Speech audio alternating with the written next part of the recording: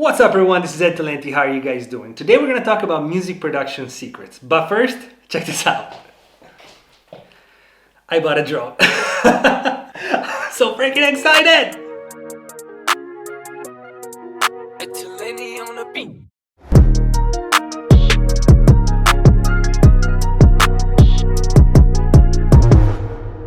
Alright, music production secrets. They're not actually secrets, but they're things that you probably didn't think about. Actually, I can almost guarantee you that if you go through this entire video, there's going to be at least one or two that you never actually thought about. When it comes to learning and teaching, I'm a huge fan of purpose and mindset. I was actually a full-time teacher. I don't know if you guys know about this before. Being a producer and like YouTuber and stuff, I used to teach drums full-time. So I put a lot of thought over the years on like the best way to learn and teach something new. And my conclusion so far is that it's a lot better to focus on the why you're doing something rather than the what you're actually doing. So in other words, yes, I could sit here and like show you step by step like what to do, like move this effect right here, lower the parameter, higher the parameter, but that doesn't actually teach you anything. It just shows you like a way to do it, but you're not actually learning the tool, the mindset, the purpose, the reason why I'm doing what I'm doing. Anyway, enough talking, let's get into the video. Make sure you watch it all the way through because at some point I will announce a contest. Very exciting stuff. And also if you're enjoying the content and you want to support the channel in a completely free way, hit the subscribe button, the notification bell, hit the thumbs up on the video, and maybe leave a comment. Those are all things that are free, really quick to do, and they support channel tremendously. All right, let's get into secret number one, which is be deliberate with what you're trying to create. Now, I don't know if you've ever watched Kenny Beats the Cave. That's a show that's on YouTube. It's a great show. If you haven't watched it, I'll link in the description. Go watch it after this video. It's a really, really great show. Now, this is basically what he does. He has artists coming into the studio. They chat a little bit. They have fun. It's a really, really good vibe. And then they make a song. Now, if you pay attention to how that session goes, the very first question that he always asks is, how are you feeling? How are we feeling today? Are we feeling sad? Are we feeling happy? Are we feeling trap? Are we feeling more hip hop? Are we feeling, what kind of music are we trying to make today? This is something that I never hear anybody talk about, but it's so important. Like, sure, if you're completely uninspired, you have no idea what to do, open up your computer, start clicking around, bring in some effects and just try to figure it out as you go. But if you even have a little bit of a hint of what you want to do, it makes such a huge difference to set a goal for yourself. It doesn't have to be anything like super specific, but just like a general thing. So it's really easy to do. Everybody's got their own system, but the way I like to do it, I just open up my DAW. I kind of like ask myself, how am I feeling today? What kind of music do I want to make? And just kind of set the tone. If you start doing that, you realize that pretty often, like halfway through, you start changing direction, and that's totally fine. This is not like a set thing. There's no like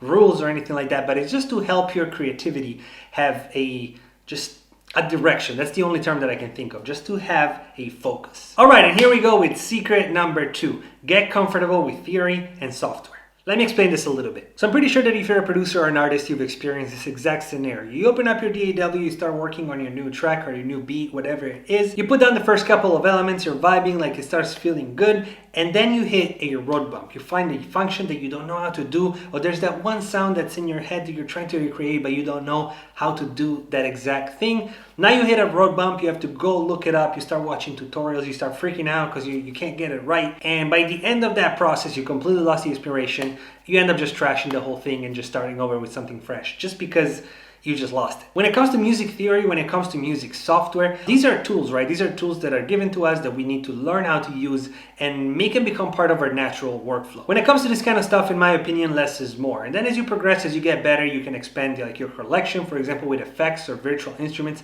But at first, it's really, really important to focus on something, on whatever you have, and really, really try to master it. Make it just like nature, second nature. Is that the expression? Yeah, second nature.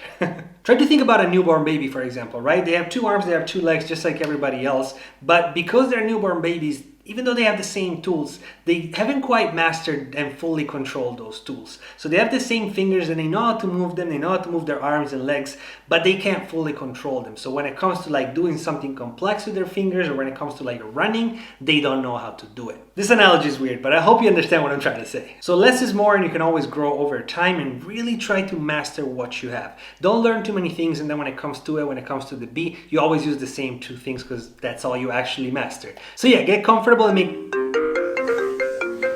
Hello? Oh, right, I almost forgot the contest. Can you take care of this one? Sweet, thanks bro, thank you, bye.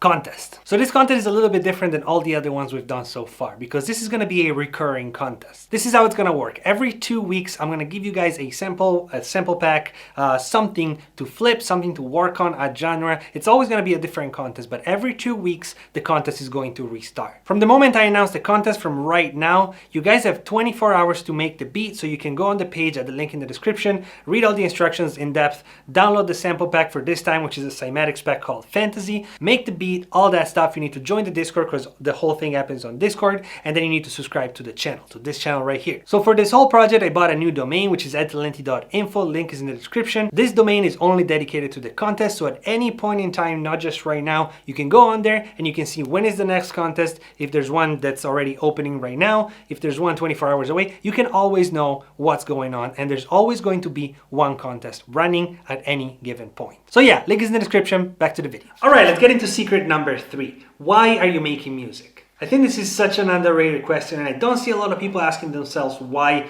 they're making music. Now, when you just started and it's like your first time, you don't need to worry about that. Like, this comes a little bit down the line, but when you actually get passionate about it and you're like, okay, I really like this, I think I want to do something more with it, ask yourself the why. The purpose. Are you just trying to do it for fun? Are you trying to start a business with it? Do you want to sell beats to rapper? Do you want to sound design and become an expert at that? Do you want to just do something else? There's a million things that you can do, but it's really important to kind of define it within yourself and then let that decision, that answer drive everything that you do. The reason why I'm saying this is an underrated question is because it's the mother of all questions. It just helps you answer all the other questions that come after. Once that first big question has been answered, then let all the other smaller questions fall into that category. If they fit your original answer, then go for it. If they don't, then put them to the side and focus on something else. Now, of course, as you progress, as you develop, as you experiment and try different things, the answer to that question is going to change. So I think it's really important to periodically just kind of like ask yourself that question again and be like, am I still on track? Should I change my why?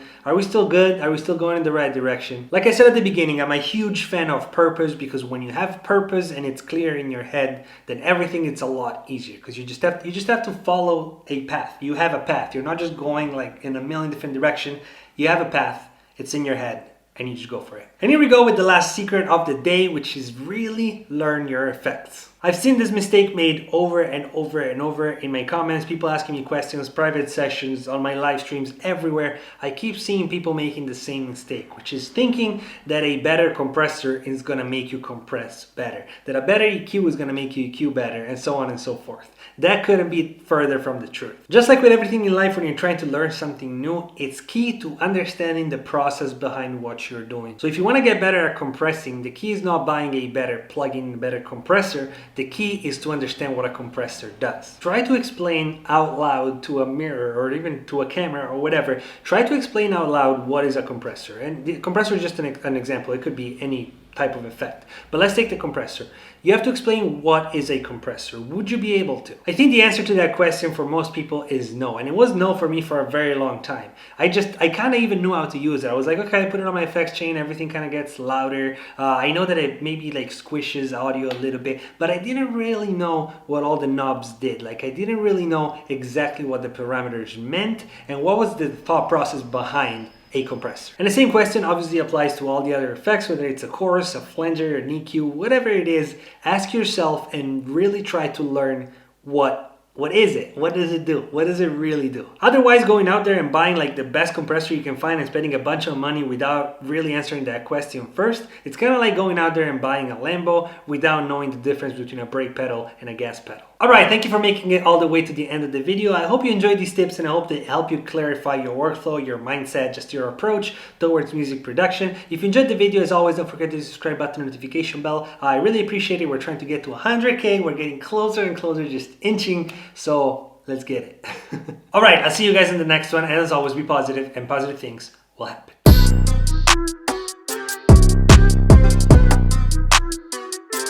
This is so cool. All right, I'm gonna go play with the drum. Peace.